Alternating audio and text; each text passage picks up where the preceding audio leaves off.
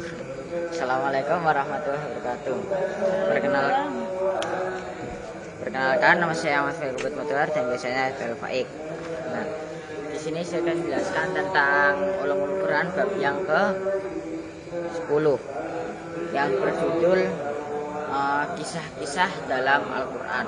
Nah, sebelum saya menjelaskan kisah-kisah dalam Al-Quran, yang pertama-tama kita anjurkan rasa puji syukur kita terhadap Allah Subhanahu wa Ta'ala yang telah memberikan kita kesehatan sampai bisa mapping pada malam hari ini, sampai bisa mapping sebuah sini. Tidak lupa serta kita anjurkan rasa rahmat kita terhadap Nabi junjungan kita, Nabi Muhammad Shallallahu Alaihi Wasallam.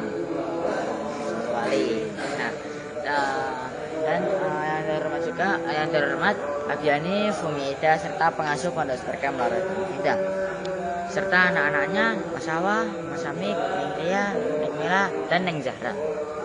Dan tidak lupa serta yang dalam didik saya sampai pintar sampai sekarang, guru-guru yang ada di MTS ataupun MA Al-Pelantaro Nifida. Dan tidak lupa serta teman-teman saya, saudara-saudara saya, serta tetangga-tetangga saya. Dan tidak lupa serta yang saya sayangi, keluarga-keluarga saya yang ada di rumah. Semoga sehat selalu dan dilancarkan rezekinya, amin amin ya rabbal alamin. Nah, seperti yang bilang tadi, ulumul Quran bab yang 10 menjelaskan tentang kisah-kisah dalam Al-Quran. Yang pertama, nah, kisah-kisah dalam Al-Quran. Nah, kisah menurut bahasa lugawi, kisah itu berasal dari kata al-kasu yang artinya mencari. Nah, atau mengikuti jejak. Jadi kisah itu mencari. Kisah itu artinya mencari. Kalau yang tidak tahu kisah itu namanya mencari. Nah, kata ini juga semakna yang artinya pengunggulan. Nah, kisah itu juga bisa diartikan mencari, mengikuti jejak, pengunggulan, dan kembali ke masa lalu yang bentuk masa. Nah, kata kasu adalah firman Allah pada Al-Kahfi ayat 67 64. Nah, Al-Kahfi ayat 64. Gitu. Al-Kahfi ayat 64 itu firmannya Al-Kasyu. Nah, cabang kedua, tujuan kisah-kisah Al-Quran. Nah, tujuan kisah-kisah Al-Quran ini ada kita itu. Ada nih cabang kedua. 1, 2, 3, 4. Nah, ada 4. Nah, yang pertama, menetapkan adanya waktu kerasulan dalam Al-Quran. Tujuan ini diterangkan dengan jelas dari Nabi Nuh sampai Nabi Muhammad. Nah, jadi seluruh di dunia yang berumat Islam itu adalah kaum Nuh. Dari kaum Nuh sampai kaum Muhammad itu semua orang dari sekarang. Nah, itu kaumnya semua nabi-nabi. Yang kedua, bahwa semua kaum Allah Subhanahu wa Ta'ala itu agama itu datang dari Allah. Nah, jadi agama sesungguhnya itu adalah agama Islam. Nah, jadi agama Kristen, agama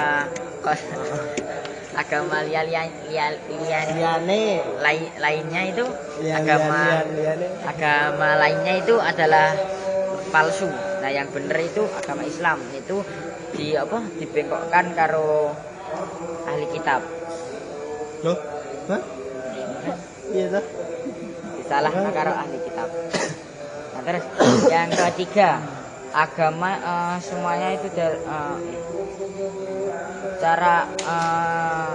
agama itu semuanya dari Allah yang dijadikan satu, cara berdakwah Nabi yang dijadikan satu, dan umatnya itu mendengarkannya saat dijadikan satu pula. Nah, jadi artinya itu Allah nabi-nabi itu dakwah itu satu kali, tapi semua orang itu tahu kalau itu dakwah. Nah, jadi kalau dakwah itu ya dakwah. Nah, yang keempat, menerangkan dasar yang diajarkan. Nah, kasus dalam Bani Israel. Nah, jadi kayak Bani Israel nih, Bani Israel. Nah, Bani Israel itu adalah kaum musyrik. Nah, kaum musyrik. Nah, jadi pada 1200 piro ngono, ada peperangan yang tokoh utama itu Al-Fatih, Al-Ayubi, Al-Kontroli. Ya ikut terus kan? Oh ya, Salahuddin. Nah, Salahuddin itu Salahuddin Al-Fatih Al-Ayyubi Nah, itu perang antara kaum Salib. Nah, jadi kaum Salib itu sama Al-Ayyubi itu perang seret. Nah, perang. Nah, jadi Al-Ayyubi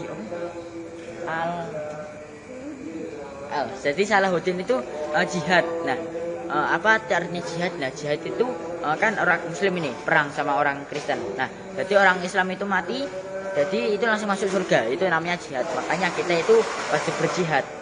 Bukan wajib berjihad sih. Kita itu kalau ada peperangan wajib ikut mendukung kaum muslimah. Ya mungkin cukup sekian presentasi dari saya. Jika ada salah kata mohon dimaafkan, kita juga sama-sama belajar. Sama-sama manusia, sama-sama punya salah. Wal taufik wal hidayah. Assalamualaikum warahmatullahi wabarakatuh. Ceper mapen ko apik per. Mapen ko apik per. Assalamualaikum warahmatullahi wabarakatuh.